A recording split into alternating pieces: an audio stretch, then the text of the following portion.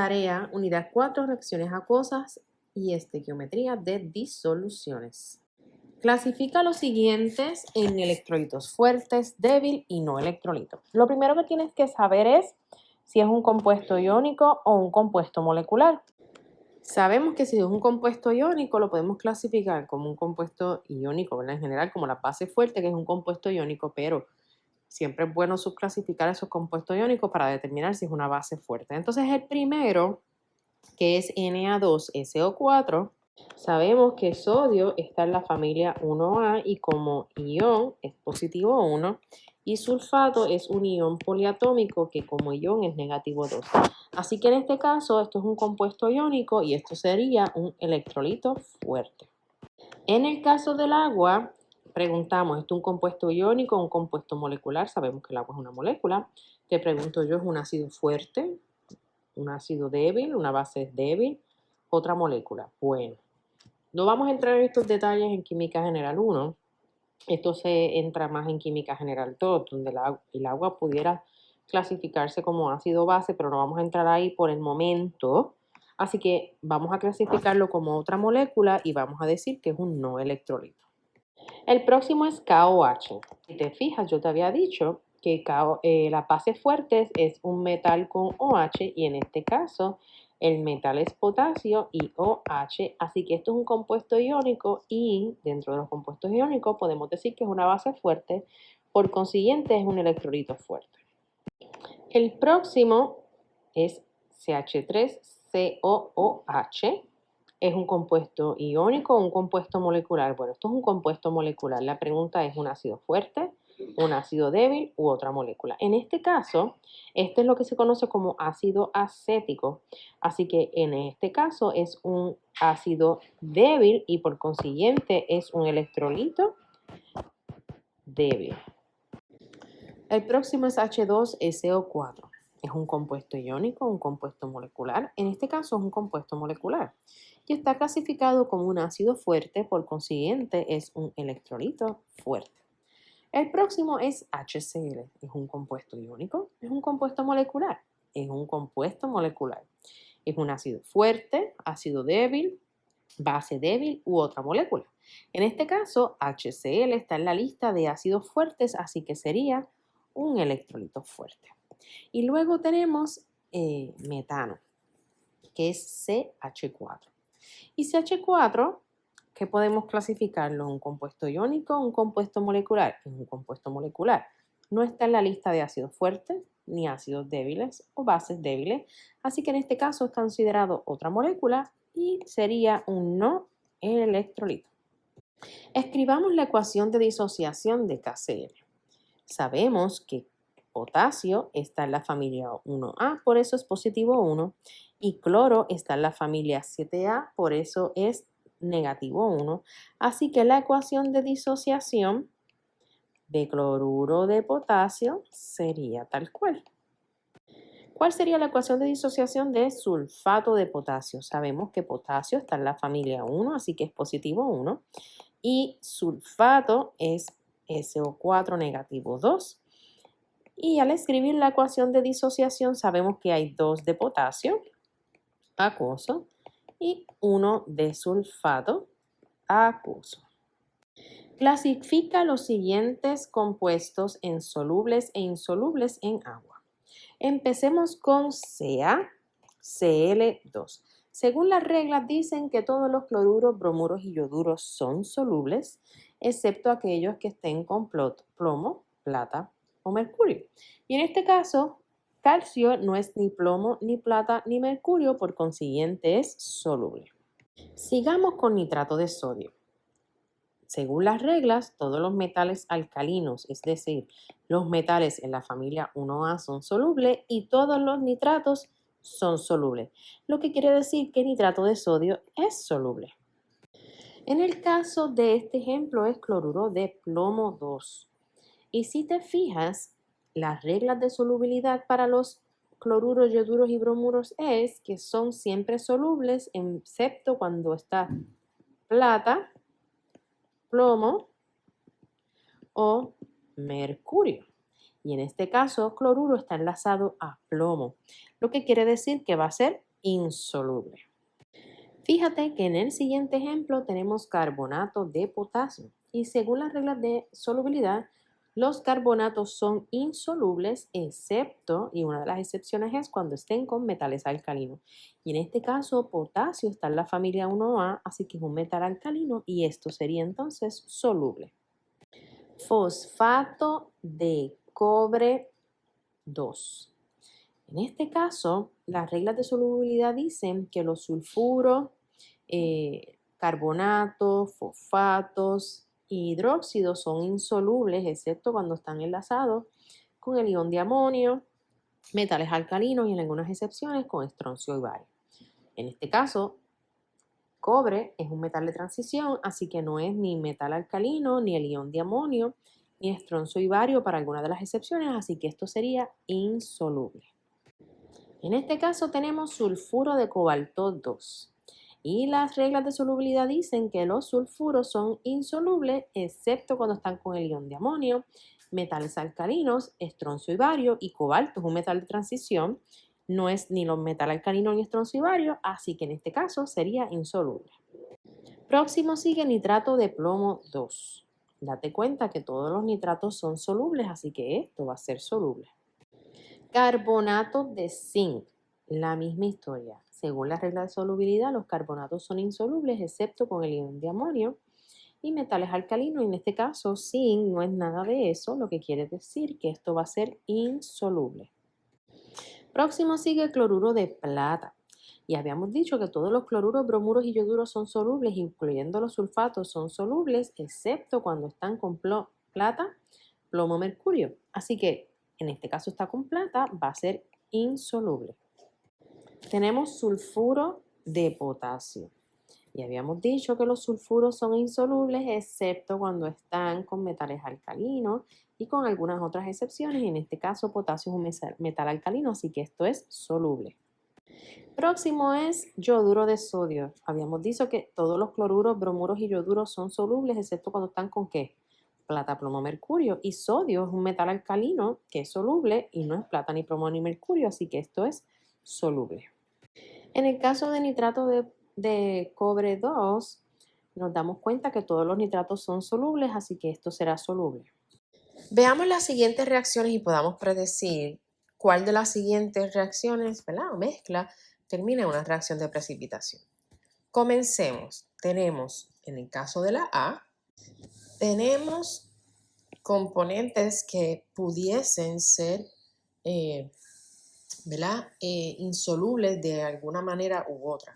Por ejemplo, hidróxido de sodio es insoluble excepto con algunas excepciones. Así que le ponemos una estrellita porque sabemos que tenemos que estar pendiente de él. Lo separamos en sus iones y finalmente los recombinamos para ver qué se forma. Se forma NaI y CSOH. Nos damos cuenta que aunque hidróxido es insoluble, en este caso está con cesio, que está en la familia 1A, son metales alcalinos, así que esta reacción no forma precipitado. Hagamos la próxima. HCl, hidróxido de calcio. La misma historia. El hidróxido de calcio es insoluble, excepto con algunas excepciones, como en este caso, que es calcio. Así que veamos qué ocurre. También podemos reconocer que en este caso tenemos un ácido fuerte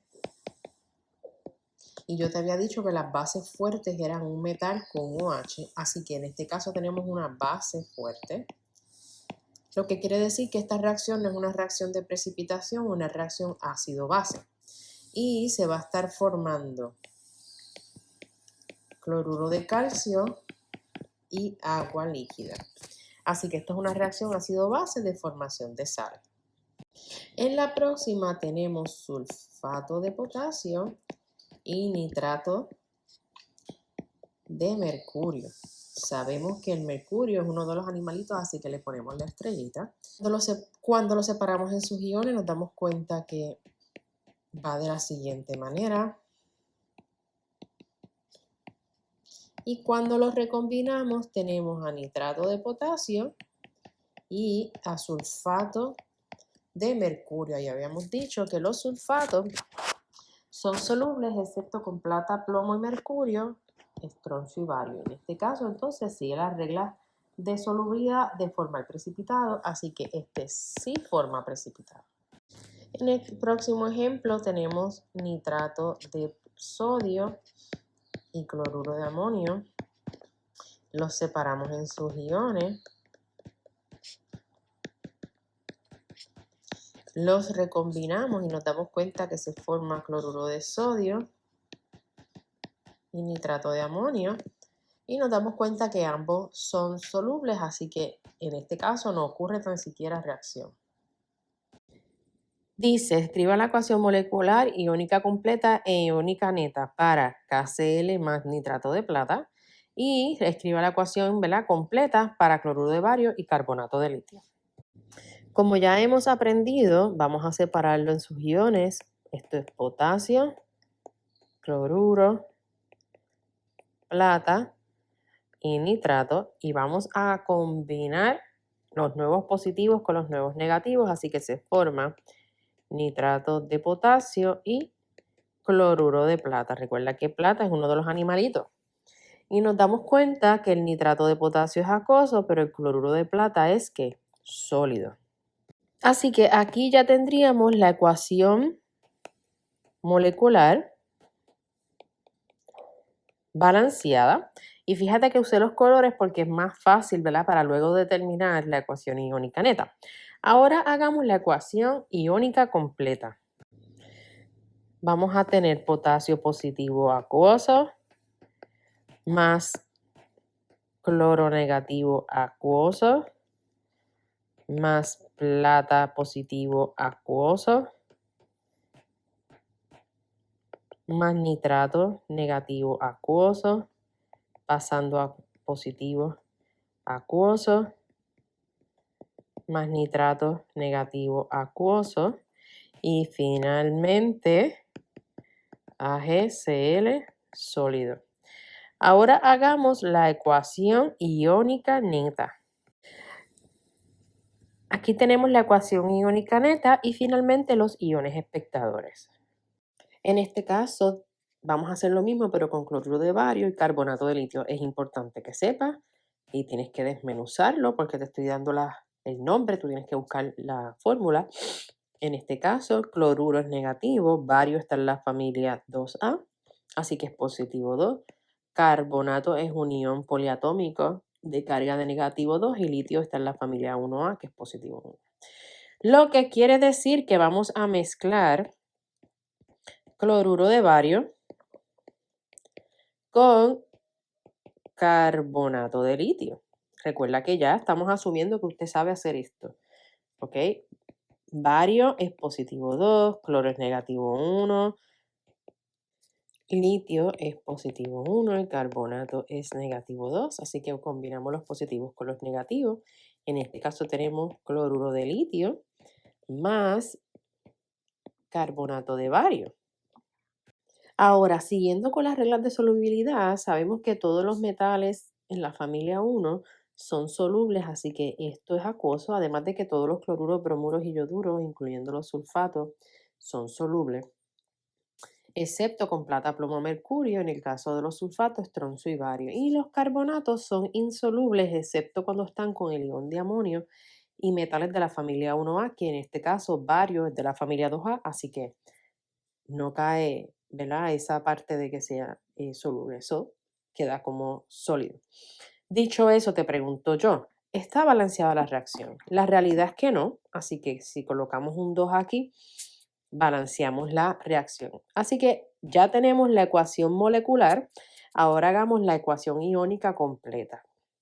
Dicho eso, tenemos a bario positivo 2, que by the way, vamos a empezar a pintar, porque en este caso sabemos que ese carbonato de bario es sólido, así que vamos a pintarlo para que se nos haga más fácil hacer esa ecuación iónica neta. Así que tengo bario, que es acuoso, más negativo cloruro, que es acuoso, más litio, y hay dos de él, y en el caso de cloruro hay 2 de él también, positivo acuoso, más ese carbonato con carga de negativo 2 acuoso, pasando a 2 iones de litio acuoso, más 2 iones de cloruro acuoso, más carbonato de bario.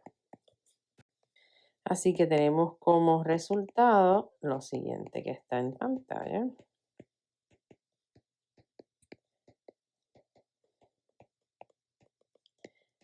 Como la ecuación iónica neta y finalmente los iones espectadores, que serían en este caso cloruro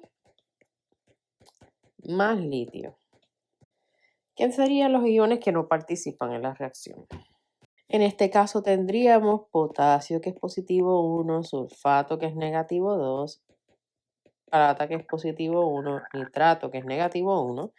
Cuando los volvemos a combinar, tenemos nitrato de potasio más sulfato de plata. Así que veamos las reglas de solubilidad. Según las reglas de solubilidad, todos los nitratos son solubles y en el caso de los sulfatos son solubles, excepto con plata, plomo, mercurio, estroncio y bario. Ya yo te dije que la plata era uno de los animalitos, así que esto es sólido. Entonces te pregunto yo, ¿está balanceada la reacción? La realidad es que no está balanceada la reacción y con colocar un 2 aquí y un 2 aquí, balanceamos la reacción. Ahora hagamos, ¿verdad? Porque ya tenemos la ecuación molecular, hagamos la ecuación iónica completa y pintemos ese sólido insoluble. Tenemos 2DK acuoso más 1 de sulfato acuoso más 2 de plata acuoso más 2 de nitrato acuoso más 2 de potasio acuoso más 2 de nitrato acuoso y finalmente el sólido. Y ahí tenemos la ecuación iónica completa. Ahora hagamos la ecuación iónica neta. Sería esos sulfato negativo 2 acuoso más 2 de plata acuoso pasando a G2SO4 sólido. Y finalmente los iones espectadores, que en este caso sería potasio acuoso más nitrato acuoso. Completa la siguiente reacción. Es importante que te des cuenta que esto es un ácido fuerte y esto es una base fuerte. Esto es un ácido fuerte y esto es una base fuerte, por lo que es entonces una reacción ácido-base de neutralización y formación de sales. Así que vamos a ver cómo se ve esto. Hagamos la siguiente reacción. Voy a tener el H y el cloruro, el magnesio y el hidróxido. Y usted me va a decir, profesora, pero no había dicho usted que los hidróxidos son insolubles excepto con el ion de amonio, los metales alcalinos y algunas excepciones. Bueno, lo que pasa es que este ejercicio es de otro libro y en esas reglas de solubilidad, hidróxido de magnesio es soluble. Por eso yo me voy a limitar al examen a las reglas de solubilidad que conocemos. Así que combinamos el magnesio con el cloro. Esto es acuoso y finalmente se forma ¿qué? Agua en su estado líquido. ¿Está balanceada la reacción? No, no está balanceada la reacción. Hay que colocar un 2 aquí y un 2 aquí y ahora sí. En lo próximo tenemos el ion de hidrógeno. Luego tenemos al ion de potasio, hidróxido, combinamos. En este caso, el sulfato es negativo 2, así que va a ser K2SO4, esto es acuoso, y finalmente se forma agua que es líquido. La pregunta es, ¿está balanceada la reacción? La realidad es que no está balanceada la reacción, así que tenemos que poner un 2 aquí y un 2 aquí, y ahora sí. Ok. Dice, clasifica las siguientes reacciones en precipitación, formación de gas, ácido base de neutralización, etc. Empecemos con la siguiente reacción. Date cuenta que esto es un ácido y esto es una base. Lo que quiere decir que terminamos teniendo H más ClO4 negativo, calcio que es positivo 2 e hidróxido que es negativo 1. Cuando los volvemos a combinar nos damos cuenta que nos quedamos con ClO4 2 más agua en estado líquido. Y entonces miramos a ver si está balanceado. La realidad es que no lo está. Por consiguiente tenemos que colocar un 2 aquí y terminamos colocando un 2 acá. Y ahora sí, la reacción está balanceada y en este caso es una reacción ácido-base de formación de sal y neutralización. El próximo ejercicio dice sulfato de magnesio y nitrato de bario. Así que veamos a ver qué surge de aquí.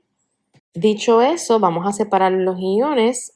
Magnesio es positivo 2, sulfato es negativo 2, bario es positivo 2 y nitrato es negativo 1. Así que vamos a combinarlos. En este caso se va a formar nitrato de magnesio, que sería la nueva combinación, más sulfato de bario. Entonces, según las reglas de solubilidad, todos los nitratos son acuosos y en el caso de los sulfatos, todos los sulfatos son acuosos, excepto en presencia de plomo, plata y mercurio, incluyendo estroncio y bario, así que esto es sólido, lo que quiere decir que esto sería una reacción de precipitación. ¿La reacción está balanceada? Sí, la reacción está balanceada. Hagamos esta otra reacción. Date cuenta que esto es una reacción que yo tengo un hidrocarburo en presencia de oxígeno, así que esta reacción es una reacción de combustión. ¿Ok? Así que vamos a hacer esta reacción de combustión. Sabemos que cualquier hidrocarburo en presencia de oxígeno y calor se forma ¿qué? Dióxido de carbono y agua, lo que quiere decir que esta reacción es una reacción de ¿qué? De formación de gas, porque al ser una reacción de combustión forma dióxido de carbono, que es, ¿verdad? Es gaseoso. Ahora, ¿la reacción está balanceada? La reacción no está balanceada, vamos a balancearla. Esta, de mirarla así por encima, potencialmente pudiéramos hacerlo, pero vamos a hacerlo tal cual sabemos hacer. Déjame borrar aquí este 2 que lo puse de más.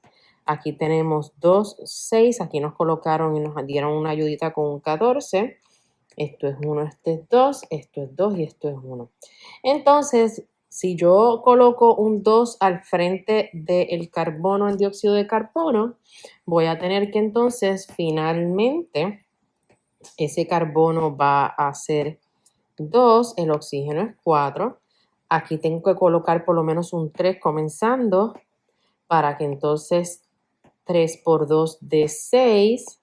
Pero entonces ahí nos damos cuenta de que entonces el oxígeno viene a ser 3 y 3 más 4 es 7, lo que quiere decir que no cuadra. Eso quiere decir que hay que colocar un 2 aquí para duplicarlo todo, de manera tal que entonces ahora ese carbono sea 4, ese hidrógeno sea 12. Acá colocamos un 4,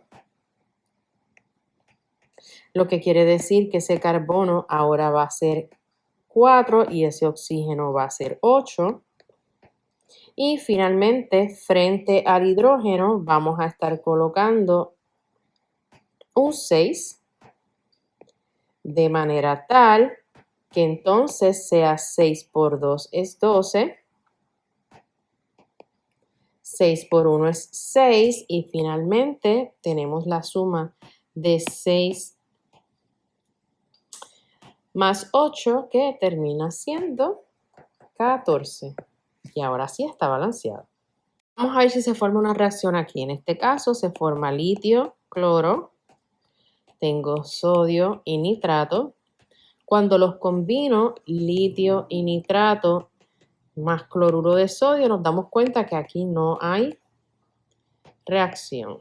Nos damos cuenta que las sales de amonio como es esta que está aquí, en presencia de una base fuerte, forman gas. Así que esto sería una reacción de formación de gas.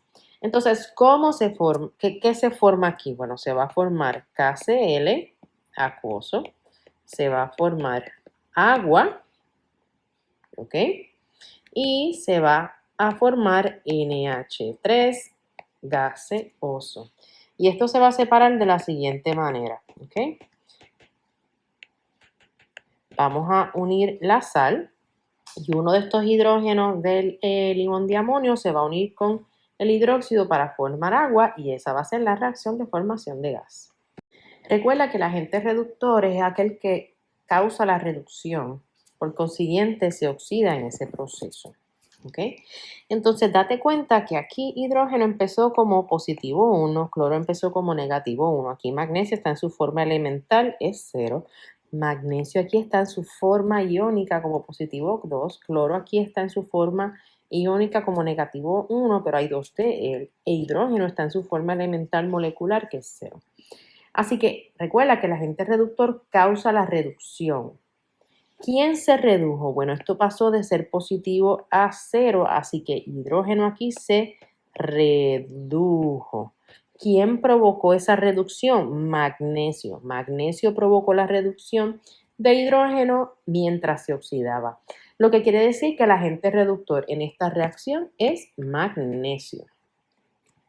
Dice, ¿cuál de las siguientes sustancias es un agente reductor? Bueno, si te das cuenta, todos los que están aquí, ¿verdad? Son moléculas, excepto sodio, que sodio es un metal.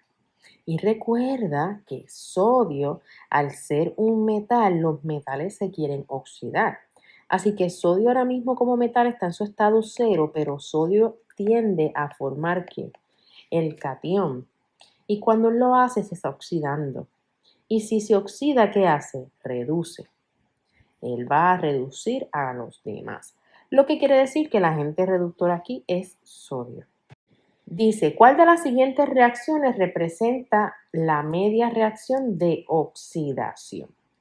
Bueno, para que sea una reacción, una media reacción de oxidación, tiene que pasar de algo que está reducido a algo que está oxidado. Entonces, en la A, date cuenta que el cobre empieza oxidado, gana 2 electrones y pasa a ser cobre cerito en su estado elemental. Lo que quiere decir que esa reacción es una media reacción de reducción. Aquí aluminio empieza como positivo 3, gana 3 electrones y pasa a su estado cerito elemental reducido. Así que eso es una media reacción de reducción. Sin embargo, calcio empieza en su estado elemental cerito y pierde 2 electrones para oxidarse. Lo que quiere decir que esto representa esa media reacción de oxidación. Aquí dice, asigna los estados de oxidación y determina quién se oxida y quién se reduce. Bueno, aquí hidrógeno es positivo, cloro es negativo y zinc está en su estado elemental cerito. Lo que quiere decir que esta reacción, dejándonos llevar por la tabla ¿verdad? Del orden de oxidaciones, nos damos cuenta que se va a formar cloruro de zinc más hidrógeno gaseoso. Lo que quiere decir que en este caso tenemos que balancearla para que de esa manera esté balanceada la reacción y nos damos cuenta que el zinc se oxida y el hidrógeno se reduce. ¿Cuál de los siguientes metales serán oxidados por nitrato de hierro? Veamos la tabla de la serie de actividad de los metales en disoluciones acuosas para poder llegar a esa conclusión. Y es que esta tabla nos ayuda a entender quién oxida a quién preferencialmente. Esto es como piedra, papel y tijera. Dependiendo con quién esté, es cómo va a ser la historia. En este caso tenemos, vamos a escribirlo aquí, a nitrato de hierro. Y nitrato de hierro, en este caso, este hierro es positivo 2. La pregunta es, si yo combino nitrato de hierro con zinc, combino nitrato de hierro con cobre y combino nitrato de hierro con magnesio, ¿quién se va a oxidar?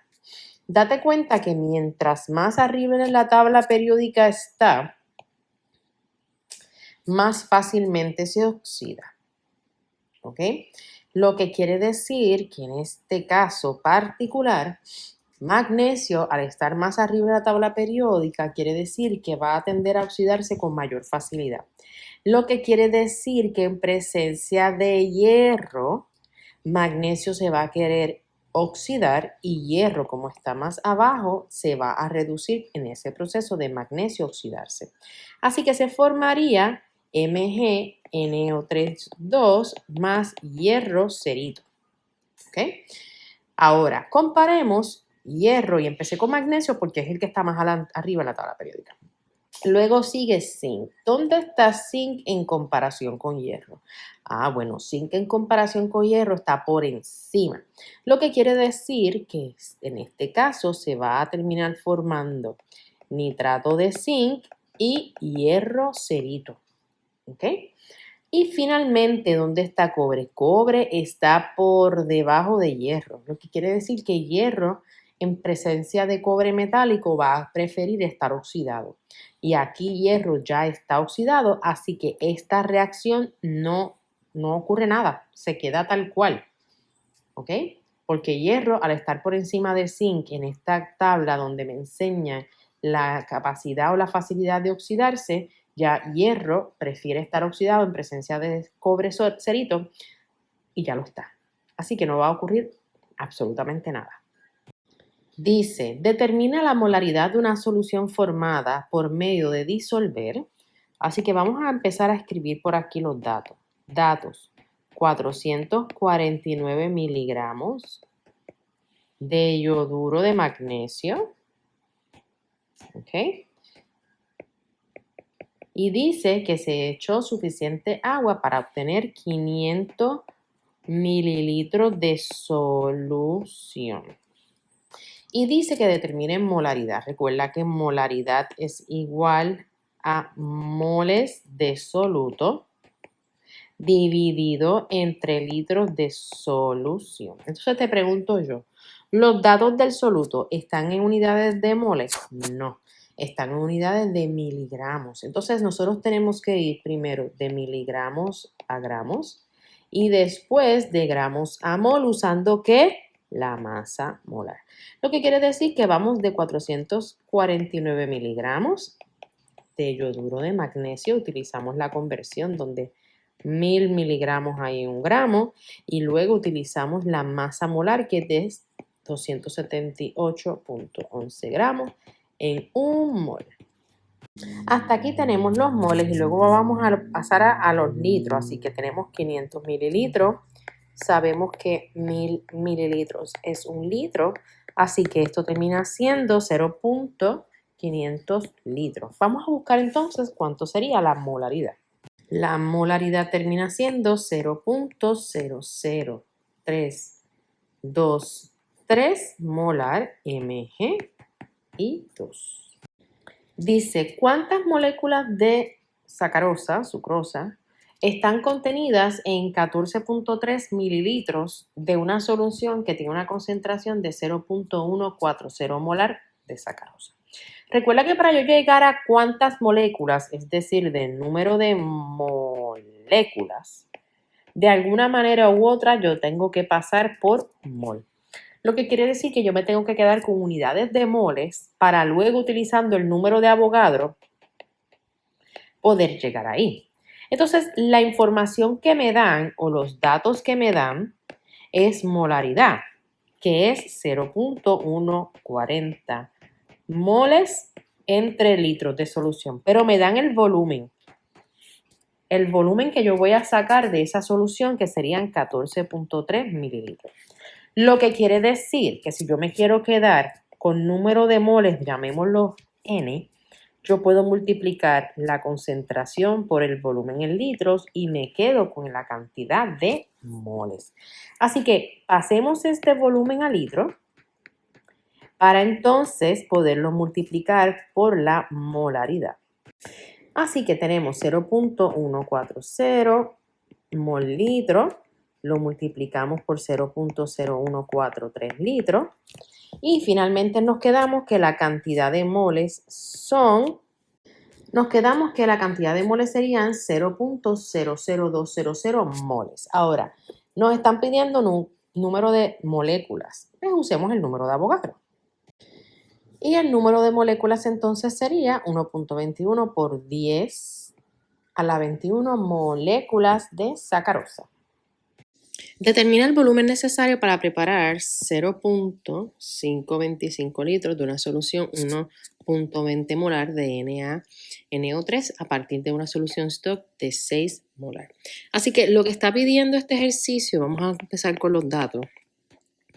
Me está diciendo que la solución stock, es decir, la solución madre, es 6.0 molar. Y me está diciendo que voy a preparar una solución 2 con una concentración de 1.20 molar. ¿Ok? Y me dice que al volumen que lo voy a preparar es a un volumen de 0.525 litros y me está diciendo que qué volumen tengo que sacar de esa solución stock. Así que en esencia lo que está diciéndome es que de esta solución 6 molar, ¿cuánto tengo que sacar para colocar en esta otro recipiente que es 0.525 litros en total para una concentración final de 1.20 molar? Lo que quiere decir que vamos a utilizar M1 V1 es igual a M2 V2. Despejamos para V1. Así que me quedo con que es 1.20 molar por 0.525 litros dividido entre 6 molar es igual. Eso serían los litros y si lo cambiamos a mililitros pues serían 105 mililitros que hay que sacar de esa solución y echarlo en un matraz de aproximadamente 525 para tener una concentración de 1.20 molar.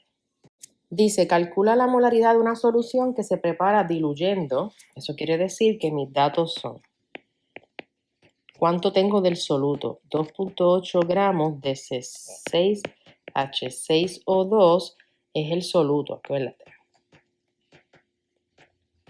Y que el disolvente es agua, pero el volumen de la solución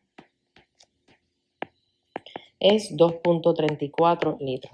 Así que lo que me está diciendo es cuánto va a ser la molaridad si yo echo esa masa en el matraz y lleno con agua hasta 2.34 litros. Claro, para hacer molaridad yo necesito que esa información de soluto esté en moles para entonces dividirlo entre los litros. ¿Cómo yo voy de gramos a mol? Pues usando la masa molar. Así que el paso número 1 va a ser cambiar las unidades del soluto a moles. El primer paso es cambiar las unidades de soluto a moles y el paso 2, ya que está la información del volumen final en litros, sustituir en la ecuación. Así que sería 1.58 moles en 2.34 litros. Terminamos teniendo esa concentración. Calcula la concentración de cada ion que está presente en la solución. Y la solución es una solución de Na2O. Lo que primero que tenemos que saber es cómo se disocia este compuesto. Y se va a disociar en 2 de Na más 1 de oxígeno. Lo que quiere decir que en este caso hay 1 de oxígeno, así que sería la misma concentración. Y en el caso de sodio sería 0.480 molar. Dice, para preparar 5 litros de una solución que sea 0.0300 molar de cloruro de calcio, ¿qué masa de calcio se debe pesar? Bueno, tenemos como dato la concentración de la solución, que sería 0.0300 molar de CaCl2. Así que queremos preparar esa concentración en 5 litros. Y queremos que la concentración final sea esta. La pregunta es, ¿cuánto le voy a echar de cloruro de calcio para que cuando yo lo llene con agua hasta la marca me dé esta concentración? Bueno, tengo que buscar los moles que habrían. Y una vez yo tenga los moles, entonces busco los gramos. Así que en este caso sería multiplicar la molaridad por el volumen para quedarme con los moles. Eso quiere decir que habrían 0.150 moles de CaCl2 en ese matraz de 5 litros para que la concentración sea 0.0300 molar. Ahora, como yo no puedo ir a la balanza a pesar esos moles, yo tengo que cambiarlos a gramos. Así que el paso 2 sería pasar de moles a gramos y para eso utilizamos la masa molar. Perfecto, ahora sí hace más sentido. Esto lo que me dice es que yo voy a ir a pesar 16.6 gramos de cloruro de calcio, lo voy a echar en el matraz de 5 litros, voy a llenar con agua hasta la marca y voy a obtener esta concentración. Dice, ¿cuál es el volumen en mililitros de una solución que es 0.150 molar en HNO3? Que reacciona completamente con 35.7 mililitros de una solución que es 0.108 molar de Na2CO3. De acuerdo con la siguiente ecuación balanceada, así que lo primero que tienes que es confirmar que la ecuación está balanceada. Si la ecuación está balanceada, puedes proceder. Recuerda que para encontrar información de una cosa a partir de la otra, tienes que utilizar el factor estequiométrico. Date cuenta que el factor estequiométrico que vas a estar utilizando son de estos dos componentes, así que los buscas aquí y los buscas acá. Y el factor estequiométrico de ellos es 1, 1. Ahora, sabemos que sería que reacciona con un mol de Na2CO3. Entonces, ¿cómo yo llego a moles? Date cuenta que me están diciendo que son 35.7 mililitros de una concentración, ¿right? Y yo te dije que cuando tú multiplicas la molaridad por volumen en litros, te quedas con moles. Lo que quiere decir que nosotros podemos multiplicar esa molaridad por ese volumen en litros y nos quedamos con el resultado de moles de manera tal que podamos ir de moles de carbonato de sodio a moles de HNO3. Sin embargo, me están pidiendo al final el volumen, pero recuerda que estos son moles litros, así que mira cómo va a quedar este arreglo matemático. Al yo cancelar litros con litros, moles con moles, moles con moles, me voy a quedar con el resultado en ese volumen en litros. Claro, hay que ver que me están pidiendo el volumen en mililitros, así que una vez tenga el volumen en litros lo podemos cambiar. Y finalmente, ese sería el resultado. Dice, ¿cuál es la molaridad de cloruro de zinc? Si me están pidiendo la molaridad de cloruro de zinc, sabes que necesito tener los moles y el volumen en litros de la solución. ¿Ok? Cuando 25 gramos de zinc, así que aquí 25 gramos de zinc, reaccionan completamente con cloruro de cobre en un volumen total. Ya me están diciendo que ese volumen total de la solución es que 250 mililitros. Así que el volumen total de la solución es 250 mililitros. La pregunta es, ¿cómo yo encuentro esos moles? Bueno, me están pidiendo los moles de cloruro de zinc y me están dando los gramos de zinc. ¿Y cómo yo voy de la información de una cosa a la información de otra? Utilizando el factor estequiométrico. ¿Ok? Y recuerda que el factor estequiométrico está en unidades de moles. Así que en este caso mis datos están en gramos, así que quiera o no, tengo que cambiarlos a moles para poder utilizar el factor estequiométrico. ¿Y cómo yo cambio algo que está en gramos en moles? Utilizando ¿qué? La masa molar. Así que vamos a hacer eso primero. Hasta ahí tenemos los moles de zinc como hemos aprendido. Ahora lo nuevo sería buscar molaridad. Recuerda que para eso tenemos que tener los datos de, en este caso del soluto en moles, ya lo está. Y el volumen de la solución en litros, que no lo está, pero ya hemos aprendido que es dividiendo entre 1000. Y esa sería la concentración.